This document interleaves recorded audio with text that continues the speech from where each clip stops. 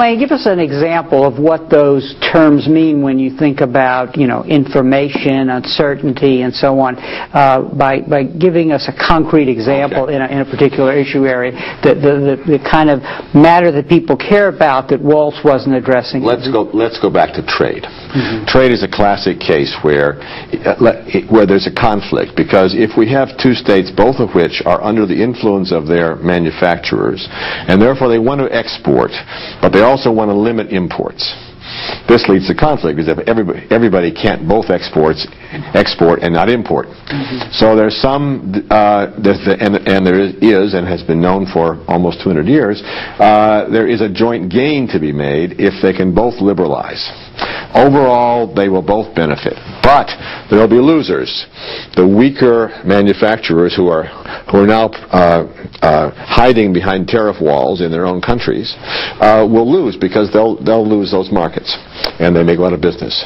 So the problem is, how do you overcome this? Now, if you simply had no institutions, the problem is clearly that if you could make promises to each other, but then what do? Do I accept your promise and therefore cut my tariffs and hope that you will in fact not only reduce your tariffs, but you'll also not do other things surreptitiously, which I can't observe always, to equivalently have a tariff, like a subsidy to these firms. So, and if I can't accept your promise, I can't persuade anybody on my side to lower our tariffs, so nobody lowers tariffs. So somehow, how do you reduce that uncertainty?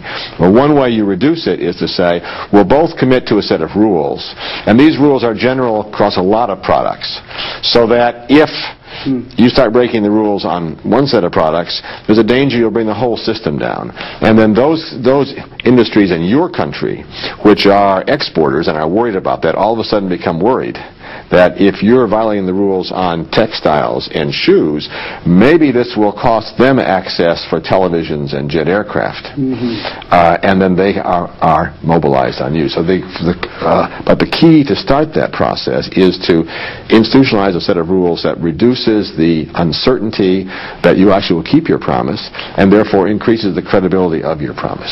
And this would be done through an organization such as the World Trade Organization. Such as the World Trade Organization. Right. Talked in the 1970s about interdependence, and which was the notion of strong relationships between societies which made them dependent on each other. And it might be symmetrical, as in the case of Germany and France. It might be asymmetrical, as in the case of the United States and Guatemala. And there are power dimensions of interdependence, and then we try to analyze that. But the notion of interdependence was essentially conceived of as in trade, when goods are produced in two different countries, the U.S. and Japan, for example, and they trade them back and forth. And then we started talking about internationalization, and the phrase became globalization. And I think John Ruggie has the best analogy. John wrote me once that the difference between interdependence and globalization is the difference between national post offices and Federal Express. Federal Express takes everything to Memphis every night and redistributes it. So it doesn't matter where it comes from. The cost is the same.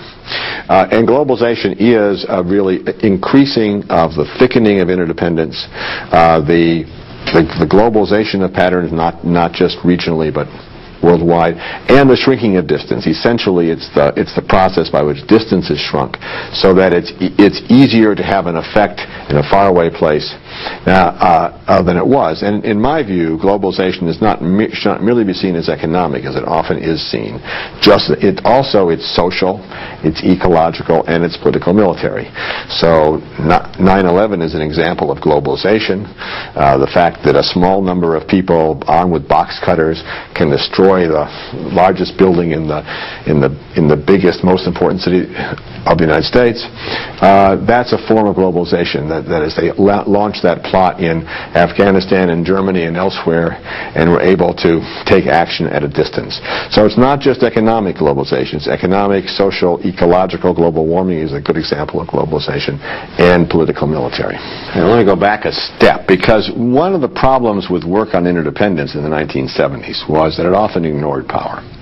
And it sort of assumed everything was going to be harmonious, we're all in the same boat, and the rhetoric of policymakers, even Henry Kissinger, was like that. But of course the reality is that there are powerful and there are weak states, and powerful and weak other actors like multinational corporations or NGOs. And we developed that is, Joe Nye and I developed a notion of asymmetrical interdependence. That is, the conception was that asymmetrical interdependence generates power relationships. So the more asymmetry you have in your favor, the stronger you are, or the more you have of some resource, the more your advantage in influencing the outcome of an event.